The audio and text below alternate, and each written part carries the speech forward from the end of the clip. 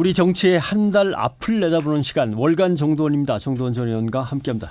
정 의원님 어서 오십시오. 네, 안녕하세요. 2주 전에 방송하셨으니까 격주간 정도원으로 바꿔야 될 거 아닌가 하는 생각은 드는데 그동안도 정치권 이슈 많았죠. 네, 많았죠. 예. 근데 1년 중에 정치권이 어느 때가 제일 그래도 좀 망중한 내지는 좀 조용한 때입니까? 정기국회 끝나고 이제 구정 때까지가 제일 조용하고요.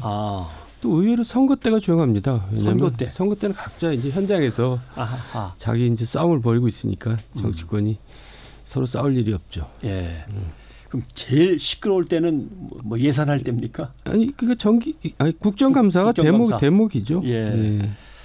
사실 기자들도 국정감사가 대목이긴 합니다. 왜냐하면 자기가 맡은 기관의 1년 살림살이가 이제 다 쏟아져 나오고 서류로 막 등장하니까 이때가 대목이긴 합니다만은 어제 얘기 잠깐 좀 짚어봤으면 좋겠습니다. 대통령이 국회 시정연설을 했고요. 민주당 의원들이야 뭐 당연히 박수 치는 거고 민주평화당, 정의당, 뭐 바른미래당 의원들도 연설 중간중간 박수를 꽤 쳤는데 한국당 의원들은 박수 치는 사람을 거의 못 봤다고 하니까 되게 이렇게 제일 야당이 되면은 대통령에게 대해서 박수 안 칩니까? 박수는 고사고요. 예. 이제 대통령 입장할 때 일어나지도 않아요. 저도 그랬어요. 예. 제가 노무현 대통령 입장할 때 안 일어났거든요. 예. 근데 이명박 대통령 될 때 이제 저쪽에서 안 일어나더라고요. 그래서 제가 반성을 했죠. 내가 잘못한 거구나. 왜냐하면 어떤 개인이 들어오는 게 아니라 대통령이란 자리가 들어오는 거거든요. 그렇죠. 그러니까 예의를 표하는 게 맞죠. 예. 그러니까 굉장히 후진적이고 속 좁은 정치하는 거죠. 뭐 다른 나라 보면 되게 벌떡 일어나서 뭐 환하게 웃으면서 일단 맞아주고 그 다음에 이제 또 두들기면 두들기는 거고 이렇게 되던데. 그래도 이번에 좀 나아진 것 같아요. 또 그냥 또 대통령 자체가 본인이 해집고 다니시니까 안 일어날 수가 없죠. 예. 알겠습니다. 자, 정치권 핵심적인 이슈들을 짚어보도록 하겠습니다. 국정감사가 역시 가장 치열한 정치권의 한 시기라고 얘기를 하셨는데 마무리가 됐습니다. 이번 국감에서 떠오른 스타를 꼽자면 박용진 의원 유치원 비리 문제, 그리고 한국당의 유민봉 의원 서울교통공사 고용세습 의혹 문제. 근데 두 사람 다 지난번에 나오셨을 때 이 사람들을 주목하라고 찍으셨던 분들입니다. 네, 당연하죠. 예. 역시 큰 성과라고 봐야겠죠, 두 사람한테는. 물론이죠. 그동안 우리나라 그 오래된 이거야말로 적폐죠. 적폐를 이제 터뜨린 거니까 또 이제 그리고 앞으로 이제 여기 대해서 계속 이어질 겁니다. 대안 마련을 하느라고 그러니까 큰일 한 거죠. 예. 근데 유민봉 의원은 이슈에 비해서는 좀 유민봉 의원 대신 박용진 의원은 뭐 엄청난 이슈가 됐습니다. 아니 왜 그러냐면요. 여기 이제 사립유치원 자체가 이제 반발을 하는 겁니다. 그러니까 이제 이슈가 이제 커지죠. 근데 사실 고용세습 문제는 노조의 문제인데 노조가 반발을 하는 게 아니라 부인을 하고 있거든요. 그러니까 이제 이슈가 상대적으로 더 커질 수는 없는데 사실 노조의 문제라는 게 이제 앞으로 뭐 밝혀져야 될 문제 사안이죠. 예. 사실 또 아이 키우는 문제는 뭐 대한민국에서 제일 심각한 문제니까요. 네, 교육 문제가 역시 제일 크고요. 그다음에 세금 문제, 그다음에 이제 주택 문제 그렇게 되죠. 한국당 입장에서는 언론들이 하도 보도를 안 해주니까 못 든 거 아니냐는 얘기도 하던데 그럴까요? 물론 보도 많이 됐고요. 유민봉 자체가 본인이 이렇게 나서지 않았어요. 그러니까 오히려 딴 사람들이 다 자기가 대신 나서고 그랬는데 어쨌든 반발이 그렇게 없었다는 것 때문에 이제 상대적으로 반향이 적은 거죠. 알겠습니다. 국감이 다 끝났는데 민주평화당의 이용주 의원이 다시 화제가 됐습니다. 음주운전을 강하게 처벌해야 된다고 발의에 참여를 했었는데 오히려 이제 음주운전을 하다가 적발이 됐단 말이죠. 국감이 끝나서 회식을 했다가 그렇게 됐습니다. 죄송합니다라고 하는데 이 정도의 음주운전이면은 정치인으로서는 타격이 어느 정도 될 것 같습니까? 뭐 굉장히 크죠. 큽니까? 왜냐하면 이제 그냥 한 게 아니라 본인이 발의를 하고 그런 일이 있었기 때문에 타격이 클 수밖에 없는데 사실 저 자신이 여기 대해서 뭐라고 할 얘기가 좀 없는 사람입니다. 저도 오래된 얘기지만 음주운전 경력이 있거든요. 그러니까 저는 뭐라 말할 입장이 안 되네요. 예전에는 하긴 음주운전이라고 하는 거는 그냥 뭐 버스에서 담배 피던 옛날 시절처럼 뭐 그런 적은 있었습니다만은 이제는 안전띠까지 다 하자고 하는 마당이니까 예. 정치인으로서 이미지에 타격이 클 것이다. 그래도 정치인은 뭐 여러 번 죽는 거 아닙니까? 죽었다 살아나고 죽었다 살아나고. 시간 지나면 또 지나갈 수도 있어요. 그 뭐 이제 본인이 하기 나름인데요. 네. 예. 이제 납작 엎드려 있어야죠. 예. 납작 엎드려 있다가 뭔가 정말 또 이렇게 가슴 뭉클한 일을 하나 하면 좀 빨리 소생할 수도 있는데 그건 본인이 잘 찾아야겠죠. 예. 국감도 있었지만 역시 이슈는 한국당의 어떤 새로운 거듭남 그 문제인 것 같습니다. 지난번 나오셨을 때 한국당 인적 쇄신은 이미 종쳤다 해갖고 뭐 언론이 크게 대서특필을 했습니다마는 지난 2주간 많은 것들이 진행됐는데 제대로 진행은 안 됐습니다. 예측하신 대로. 그러니까 이제 근본적인 문제가 그동안 조용했었잖아요, 한국당이. 이게 뭐였냐면 속된 말로 간을 본 겁니다. 간을 봤다. 김병준 비대위가 뭐 할 것인지. 또 전원책 조강특위가 뭐 할 것인지 그때 이제 결론이 난 거죠. 별거 아니구나.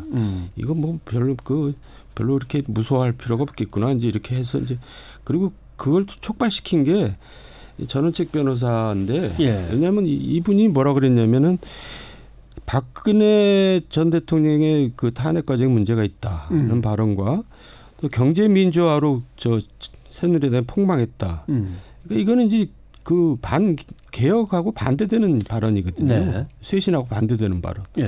그러니까 이제 친박을 부추긴 거나 마찬가지로 돼버렸죠. 그러니까 친박들이 이거 봐라. 우리가 이제 할 말이 공간이 생기겠네. 그러니까 지금 어떻게 보면 김병준 비대위하고 전원책 도강특위하고 이게 지금 노선이 다른 겁니다. 전자가 좀 쇄신 개혁이라면 후자는 지금 뭔가 좀 후퇴하는 거죠. 그래서 지금 사실 겉으로는 드러나지 않지만 이미 이게 얘기가 안 되는 구조가 되어버렸습니다. 그러니까 뭐가 될 턱이 없죠. 전원책 조광특위위원장이 탄핵 때 제대로 못한 거 아니냐, 그건 잘못했다라고 하면은 탄핵 때 탄핵에 은근히 동의하거나 못 본 척하거나 하면서 뒤로 빠졌던 인간들은 배신자야 이렇게 할 수 있는 공간이 열렸다는 뜻이군요. 그게 언제 얘기입니까 지금? 그리고 이제 지금 자유한국당이 내부적으로 이제 조사를 다 해보죠. 여의도 연구소 같은 데서. 그러면 다음 달에 선거를 치른다 그러면 사실 40석이 뭐 채 안 된다는 겁니다. 그러니까 이제 지금 현실을 가리고 있는 거죠. 현역 의원들이 지금 100 몇 명 되다 보니까 현실을 제대로 인식을 못 하는 거예요. 이런 현실을. 근데 예를 들어서 친박이 다시 등장해가지고 친박이 큰 소리 치잖아요. 그러면 40석이 아니라 교섭단체도 안 됩니다. 그러니까 저는 자유한국당의 미래에 대해서는 저는 더 이상 기대를 개인적으로 안 하고요. 결국 다음 총선에서 폭망한 다음에 그때 폐허 위해서 다시 이제 일어서는 길밖에 없다. 저는 그렇게 생각합니다.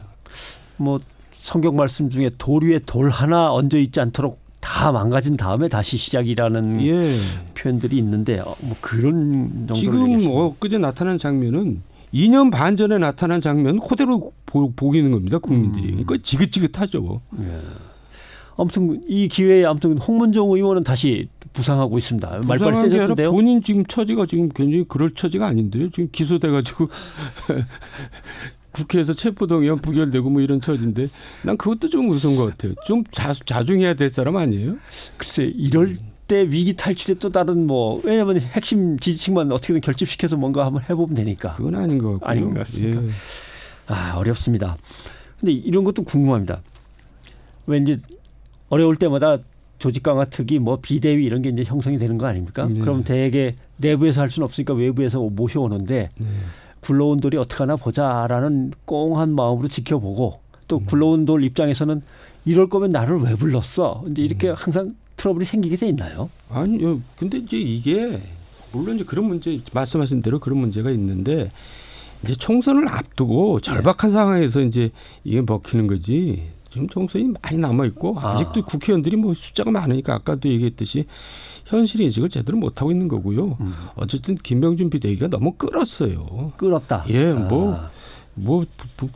지금까지 한 게 없다고 생각할 수도 있잖아요. 그냥 말만 무성했지 한 게 없어요. 오히려 거꾸로 눈치를 본 거죠. 그러니까 이제 제가 미안하지만 두 분께 김병준 전원책 두 분께 하고 싶은 얘기는 뭐냐면 두 분이 정치할 뜻이 있기 때문에 이게 안 되는 겁니다. 두 분이 정치를 할 생각이 이미 있으니까. 그래서 안 되는 거예요.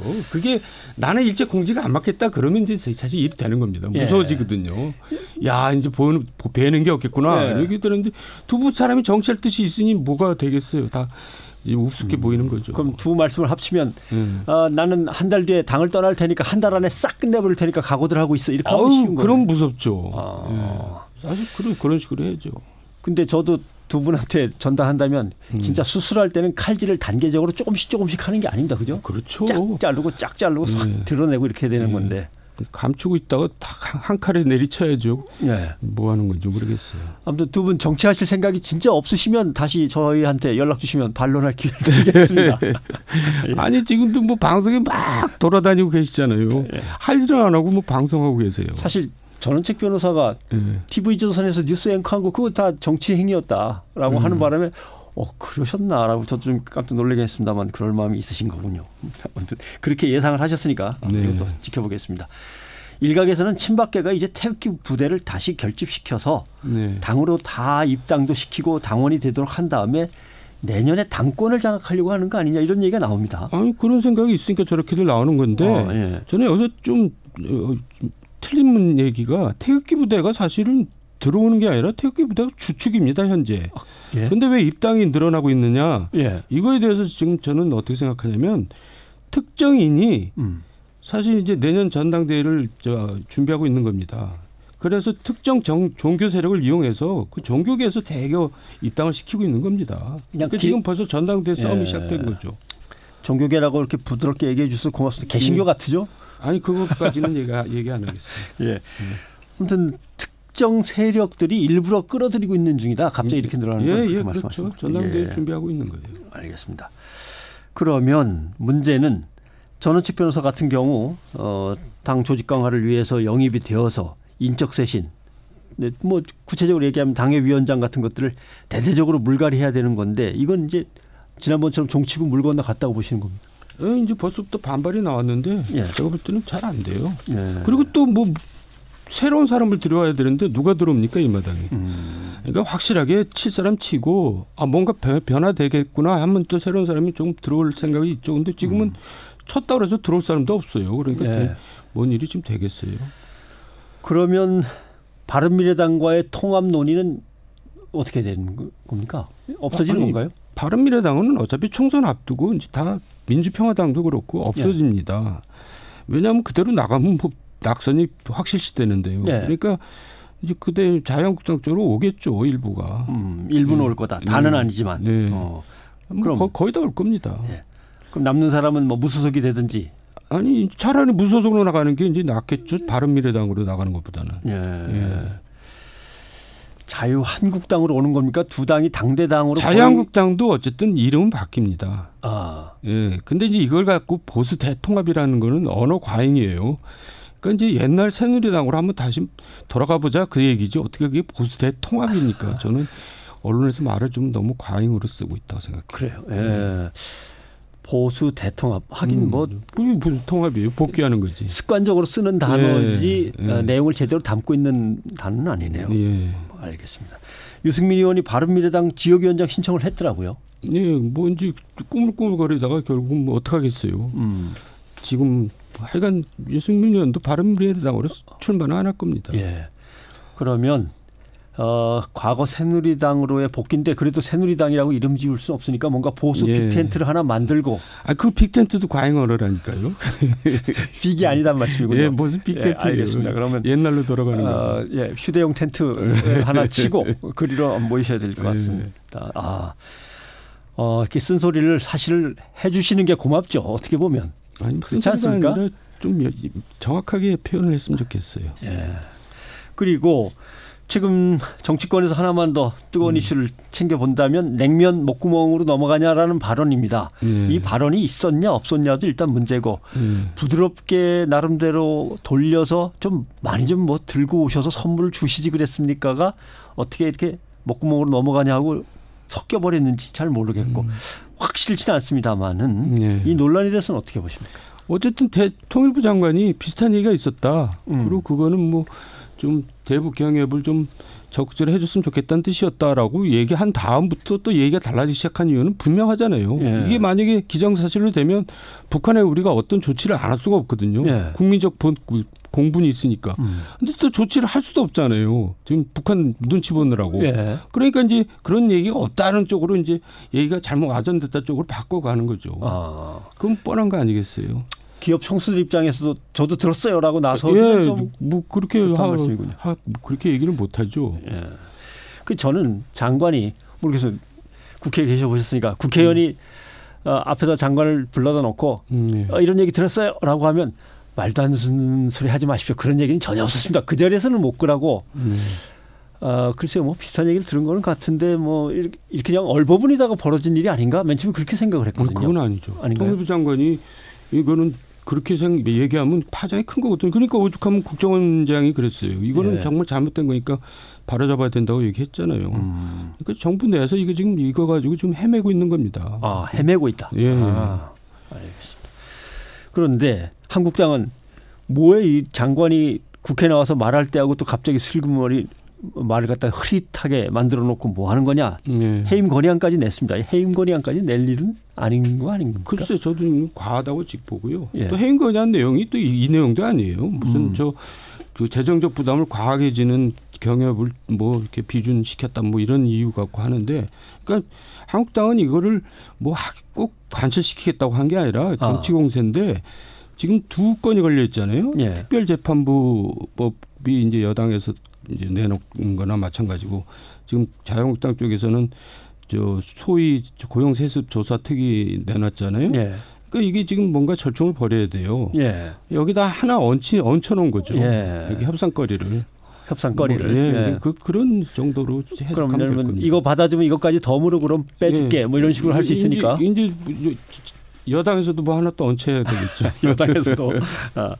글쎄요, 뭐 여당에서 얻는 게 이건지는 모르겠습니다만 지난주에 국회 정치개혁특별위원회 회의가 있었고 어제는 사법개혁특별위원회도 출범을 했고 정개특위는 뭐 선거구제 개편이 걸려 있는 거고 사법개혁특위는 공수처 설치에 검경 수사권 조정에 사법권력 중립성 확보 여러 가지 과제를 갖고 있습니다. 지금 그러나 여당과 보수 야당 사이의 관계가 지금 뭐 당체 잘 안 풀리니까 복잡하죠. 성과를 어느 정도 낼 거라고 보십니까? 정개특위 선거구제 개편은 사실 우리나라 정치가 한 단계 선진화되기 위해서는 반드시 넘어야 될 그 장벽인데요. 정개특위는 원래 만장일치제거든요. 그러니까 제가 볼 때는 안 될 거라고 보고요. 특히 여당에서 이제 이거를 기득권을 내려놓아야 되는데 선거 앞도 기득권 안 내려놓거든요. 그래서 이거는 이제 안 될 거라고 저는 뭐 보고요. 사개특위 공수처 설치 문제와 검경 수사권 조정 문제는 일부는 좀 될 겁니다. 근데 이것도 매 정권마다 이제 나왔던 얘기가 되풀이되는 건데 검찰에서 굉장히 로비를 세게 해요. 검찰에서 로비를 세게 하면은 국회는 무섭습니다. 사실 검찰은 지금 2건 다 걸려 있는 거 아닙니까? 공수처를 설치하면 검찰의 특수수사 쪽이 확 떨어져 나가고 수사권 조정하면은 뭐 기소권이면 뭐며 확 약해지고. 그러니까 과거에 새누리당, 한나라당 시절에도 여당에서 내놨었거든요. 공수처 설치를. 근데 검찰이 로비하니까 여당에서도 목소리가 줄어들다가 나중에 3명 정도 남더라고요. 그것도 2명 남고 그러다가 그 1명 남은 사람을 치더라고 검찰에서. 과거에 1년 전에 있었던 그 유효한 묘한 사건을 언론에 흘려가지고 이 사람 결국 출마를 못했어요. 그런 일을 벌려요. 저도 사실 나중에 감옥 보내더라고요. 그러니까 국회의원을 괜히 무서워합니다. 별별 정보는 뭐 다 모아 갖고 있으니까. 그러니까 뭐 쉽게 말해서 뭐 도둑이 제발 저린다 볼 수도 있는 거고 검찰에서 로비하면 무서워요. 국회의원 취약하죠. 뭐 실망한 것도 전혀 아니라 그러면 슬쩍 흘리기만 해도 되는 거니까. 그럼 실제로 그렇게 했다니까요. 그렇게 해가지고 출마 못하게 만들더라고. 참. 알겠습니다. 월간 정두원 오늘은 여기까지 하겠습니다. 고맙습니다. 수고하셨습니다.